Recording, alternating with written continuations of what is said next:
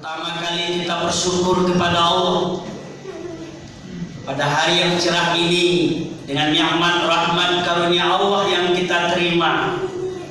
Kita mampu kembali berkumpul bersama di masjid yang kita cintai ini, tidak lain tidak bukan adalah melaksanakan ubudiyah, kewajiban kita selaku hamba mukmin, yakni melakukan ibadah Jumat. Dalam keadaan bagaimanapun, dalam keadaan sempit ataupun dalam keadaan lapang, dalam mendapatkan nikmat ataupun mendapatkan ujian dan cobaan dari Allah, kita selalu hamba dituntut agar bisa senantiasa bersyukur kepadanya. Karena ayat yang pernah sering kita dengar, la in syakartum la azidannakum wala in kafartum inna adzabi lasyadid. Jika engkau mensyukuri akan nikmatku, niscaya nikmat itu akan kutambah. Tapi apabila mengingkari, ingatlah azabku sangatlah pedih. Ini janji Allah mutlak, pasti akan ditepati oleh Allah. Ini mesti kita yakini, kita pahami di dalam hati sanubari kita masing-masing.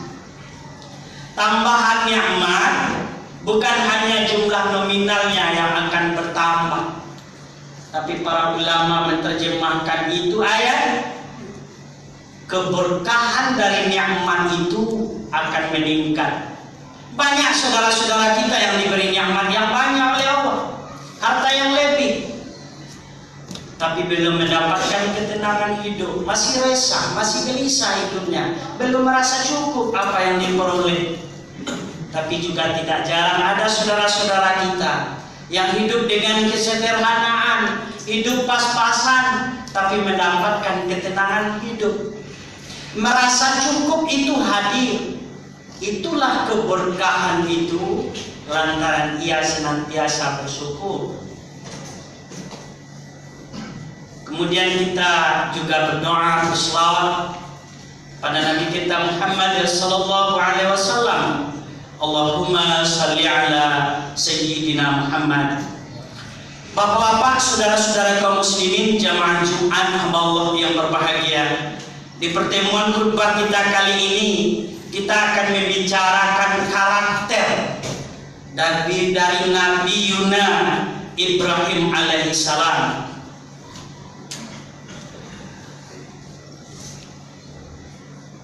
Dari sekian banyak manusia yang hidup di permukaan bumi ini sejak zaman dulu sampai sekarang, menurut penelitian ilmu sejarah, jumlah manusia yang pernah hidup di permukaan bumi ini berjumlah 100,8 miliar manusia.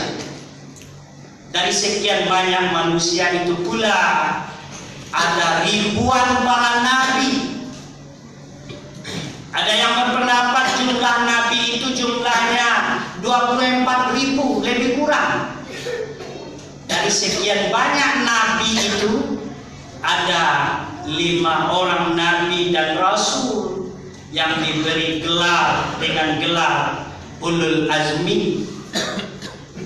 Kita yakin dan paham bahwa nabi dan rasul yang telah disebutkan oleh Allah adalah orang yang memiliki keutamaan, kepribadian, kesabaran, ketabahan yang telah diujikan kepada mereka oleh Allah Subhanahu wa Ta'ala.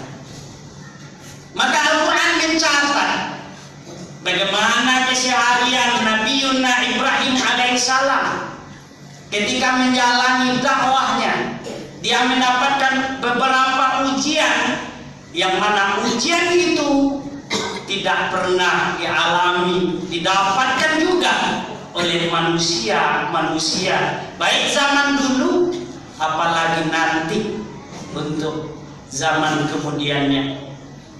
Bapak-bapak, saudara-saudara kaum muslimin, jamaah Jumat hamba Allah yang berbahagia, makanya Ibrahim alaihissalam ada beberapa gelar keistimewaan yang diberikan oleh Allah. Pertama, dia diberi gelar dengan Khalilullah, yaitu kekasihnya Allah. Kemudian diberi gelar dengan Abul Anbiya, bapaknya para nabi. Kemudian namanya dicantumkan, ditulis dalam Al-Quran sebanyak 69 kali. Salah satu surat yang ada di dalam Al-Quran bernama surat Ibrahim. Kemudian di dalam selawat, ketika kita tahiyat akhir dalam salat, kita juga akan membaca selawat kepada Nabi Ibrahim alaihissalam dan juga kepada para keluarganya. Keistimewaan itu bukan terlepas itu saja. Banyak kaum Yahudi, orang-orang Nasrani mengklaim bahwa agama yang ia anut sekarang adalah agama yang diajarkan oleh Nabi Ibrahim alaihissalam. Maka itu juga dibantah oleh Allah Subhanahu wa taala. Firman-Nya di dalam surat Ali Imran ayat yang ke-67 yang telah kita baca tadi. Wa ma kana Ibrahim Yahudiyan wala Nasraniyan walakin kana hanifan musliman wa ma kana minal musyrikin. Dan tidak adalah Ibrahim itu golongan orang Yahudi, golongan orang Nasrani, tapi ada kepada pribadi Nabi Ibrahim itu adalah orang yang lurus dalam bersikap, dan dia juga berserah diri, muslimah wa ma kana minal musyrikin, dan dia tidak tergolong kepada orang-orang yang musyrik. Dapat disadari bapak-bapak, saudara-saudara, kaum muslimin jamaah Jumat hamba Allah yang berbahagia, kepribadian karakter Ibrahim ini ternyata ketika kita membaca doa iftitah, setiap kali kita melakukan ibadah sholat, juga kita baca agar kita menjadi orang yang lurus dalam menjalani hidup ini, orang yang bisa berserah diri kepada Allah semua tantangan kehidupan yang akan kita lewati, karena Allah lah yang mentakdirkan apa yang sesuai dengan keinginan kita ataupun yang tidak sesuai dengan keinginan kita. Dalam doa iftitah kita baca, wajjahtu wajhiya lilladzi fataras samawati wal arda hanifan musliman wa ma kana minal musyrikin. Kita menghadapkan wajah kepada wajahnya Allah yang telah menciptakan langit dan bumi, dan kita juga berdoa kepadanya agar kita menjadi pribadi yang lurus, juga berserah diri, dan juga tidak tergolong kepada orang-orang yang musyrikin, orang-orang yang memperserikatkan Allah.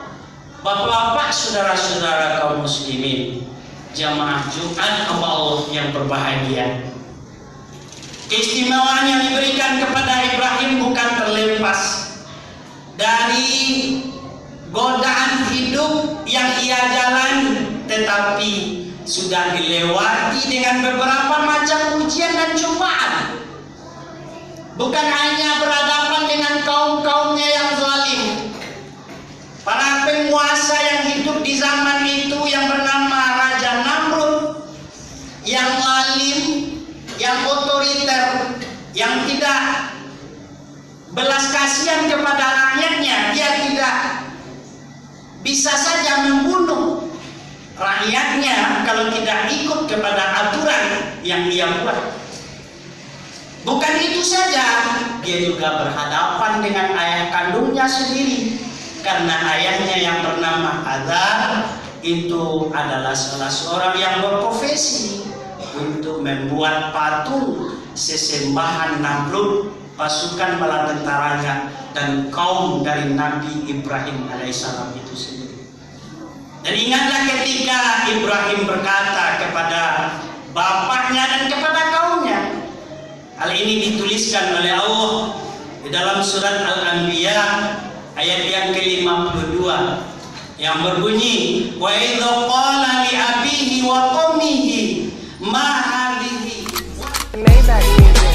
Can anybody out there hear me?